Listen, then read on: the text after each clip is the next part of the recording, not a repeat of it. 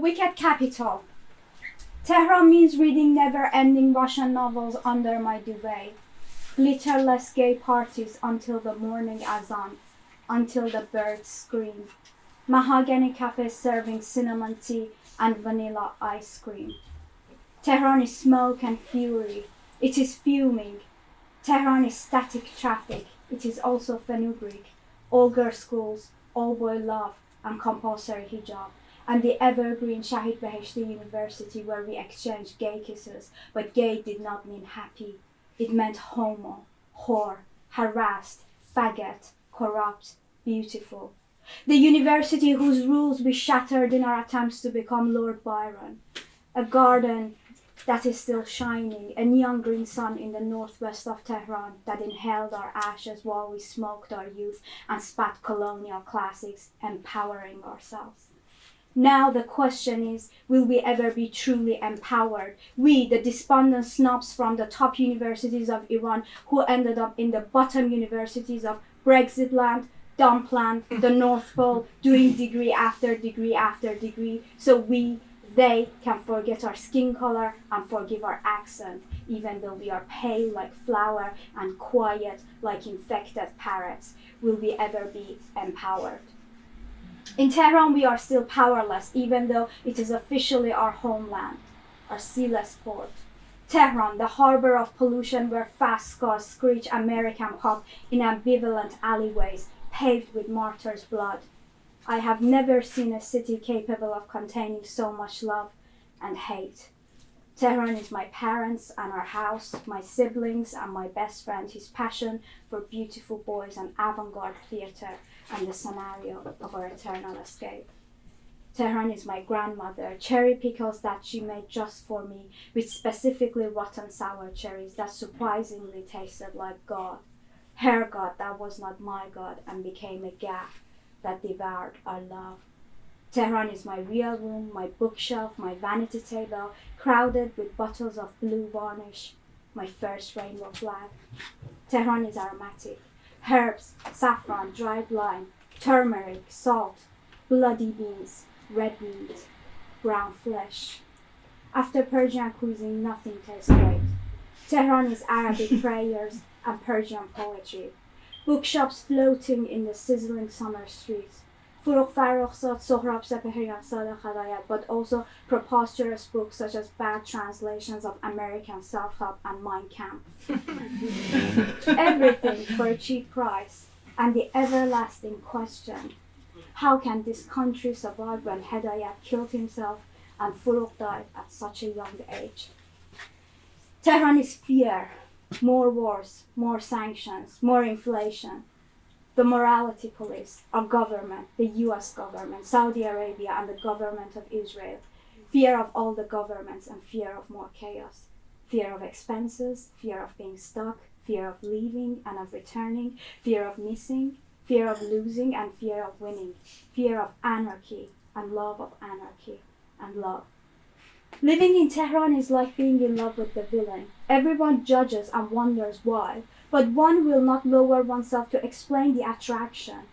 The moment anything is justified, it becomes boring, common, worldly.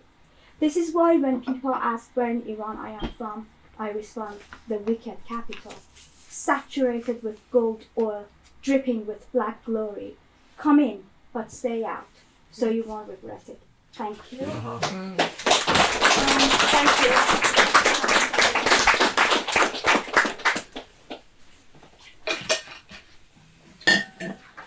So I'm just going to read one more poem. I wrote this ode, which was inspired by Audre Lorde's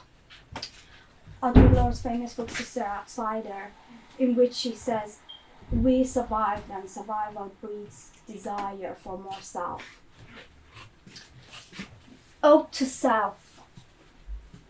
I am that, the fatigued night wading through the morning light, like Moses gaping the Nile. I am that, the black rose in winter, dead butterflies dripping from my bruised petals. I am it, The it factor, the cool factor minus, the cold factor plus, the hot mess, the browned flesh, the queer crushed by authority, forever refusing to agree with anything other than my own elegant violence, my autumnal tendencies that I catch in the river of my mirror, the only truth teller, for I am that. The breathing painting in the attic, the darling collector, the cold sore in summer, the sore throat in spring, the allergy screeching at the skin. I am it. The blue silk with a scarlet kernel wrapped in my gold cape embroidered by thorns. I pounce over the fence into the abyss to caress my horns and to plant myself in fertile soil, roots hard in the ground, shaking off tornadoes from my trembling naked branches. I grow tall, old, short, skyward, enamored, pure. So now I'm just going to read an extract from a short. This is actually the second short story in my forthcoming short story collection, and so I'm just going to read an extract from it. All you need to know. This is just from the middle bit of the story. All you need to know that the protagonist is an artist.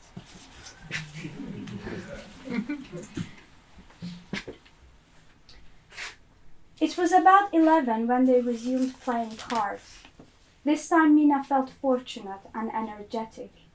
Omid refilled their glasses with whiskey and emptied the ashtray cluttered with Hasti's golden cigarette butts. Mina and Hasti won a round. Mina almost shouted with joy and Hasti beamed. Mina and Hasti won the second round with a bit of cheating as well, which excited Mina even more.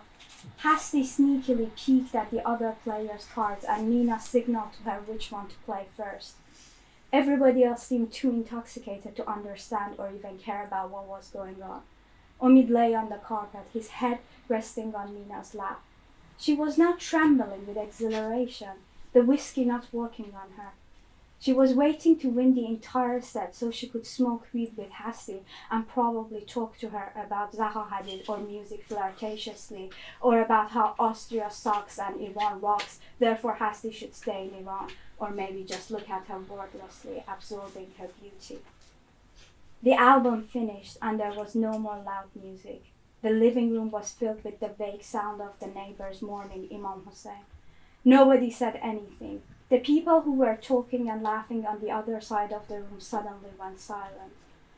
The voice of the mullah singing in a miserable tone about the martyrdom of Imam Hussein filled the room. And his little son, they didn't let him have any water. Oh God, oh God, oh God, he was only 3, oh God, oh God, oh God. Followed by the sound of the weeping of the people in the neighborhood. Mina wondered if the girl was weeping along with the crowd or not. Was she bored to tears or moved by those melodramatic fables sold to her as historical facts? Mina wondered if they were purely fabricated or if there was a grain of truth in them. But she was too tired to question her own beliefs, too respectful towards life to appreciate something hellish. She felt agitated, dizzy and nauseated, as thirsty as Imam Hussein's son. Fearing the fake whiskey might blind or poison her, she presumed if God wasn't dead after all, he would definitely punish her, would definitely put her in hell like that woman had said. She thought about how her poor father would feel about her death or disease due to bad whiskey. After all, hadn't he had enough? Finally, one of the guests addressed Omid. Honey, are you sure this is okay? I'm thinking maybe this wasn't the right night to party. Don't be silly, Omid laughed. In fact, this is the best time for a little partying, as my parents are on a trip because of this national holiday for the martyrdom of our beloved Hussein, and I have the whole house to myself. He wasn't lying on the floor anymore and busied himself with the stereo. Okay then, but let's keep it quiet, another guest suggested. Guys, no need to be scared. A woman with dyed blonde hair roared from the other side of the living room. Mina looked at her from afar and felt grateful that Hasti had kept her hair dark and natural, unlike most women Mina had met. No wonder she never felt anything for them, never felt like drawing them or touching them. Hasti's olive skin was glowing, her cheekbones highlighted with golden powder, Mina felt even more enchanted by her looks. For a moment, Mina forgot about the neighbors and the girl.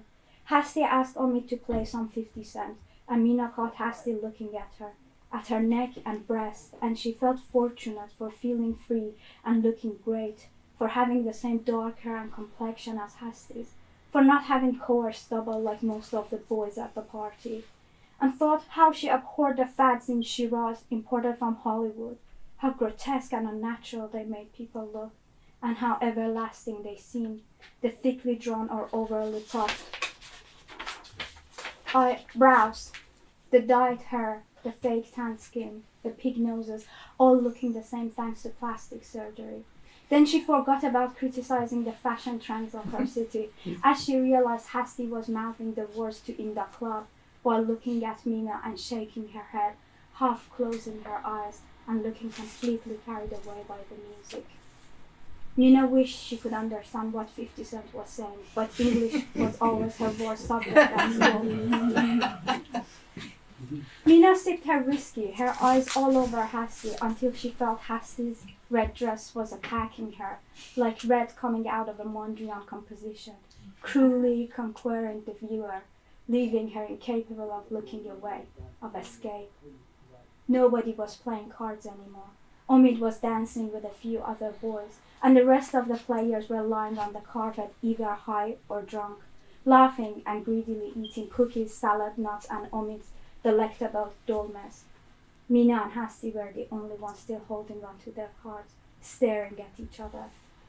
Finally, Hasti spilled her cards on the carpeted floor, letting them melt into the flowers of the intensely beautiful Persian carpet. As a result of smoking, drinking, and nibbling, Hasti's lip gloss had come off, and Mina found her unpainted lips, with their natural meaty color, even more appealing. She was already sniffing the scent of her neck when Hasti grabbed her right hand and murmured, "Let's go." Mina did not know where, but followed her nevertheless. Hasti and Mina were walking in a narrow corridor with orange wallpaper hand in hand, Hasti a few steps ahead, leading Mina. Mina's nostrils were on Hasti's nape, sniffing its strange scent, which Mina concluded smelled like her dead mother, a mixture of cigarette smoke and spicy cologne, resulting in a scent of burned trees, which she relished. She sensed her next painting would be a forest on fire. She knew Hasti was taking her to Omid's bedroom, at the end of the long corridor. Suddenly she felt in love with the existence of this corridor, which connected Omid's living room to his bedroom, separating her and Hasti from the rest of the party. It was indeed the best thing that could exist in a house, and probably in the world. However, the time was not the best time. Mina noticed a black clock with golden numbers hanging on the wall of the corridor, showing the 1:15. She thought of her father and heard the sound of the wailing of Omid's neighbors at a higher volume than when they were in the living room. It was probably because there was no music in the corridor, and yet Hasti's movements and presence were the most powerful piece of music. "How old are you, by the way?" Mina asked Hasti. 27, why? Hasti replied, her cold hand pressing on Mina's bare arm. "Just curious, I'm turning 20 in a week. You should come to my birthday party. Omid's also coming." She felt frivolous for having said all this in her drunken voice. Hasti didn't say anything, just pushed her into Omid's bedroom, the promised land. The room was dark and quiet. Mina noticed the neighbors had finally stopped wailing, but for a moment she wished they had not stopped, as the silence was even more suffocating. She opened the curtains and the light of the night poured into the dark room. The moon was full, and Mina felt insecure. Hasti pushed her onto the bed. Mina pushed her back. "I need to tell you something," murmured Mina. "What, you want to know my surname?" Hasti let out a nervous laugh at her own joke, which Mina found too crude, almost cruel. "No," Mina retorted while Hasti was undressing. The red dress was gone in a moment, thrown to the floor. Mina found herself touching Hasti's breast with the tip of her trembling fingers. Hasti grabbed her hand and stopped her. "What, you're not on your period, are you?" "No, thank God." But Mina paused and gazed into Hasti's eyes in the dark. Hasti put her arms around her with force. "But what? You're killing me." You can read the rest of this story. You can read the rest of this story in a week on Grandpa's website.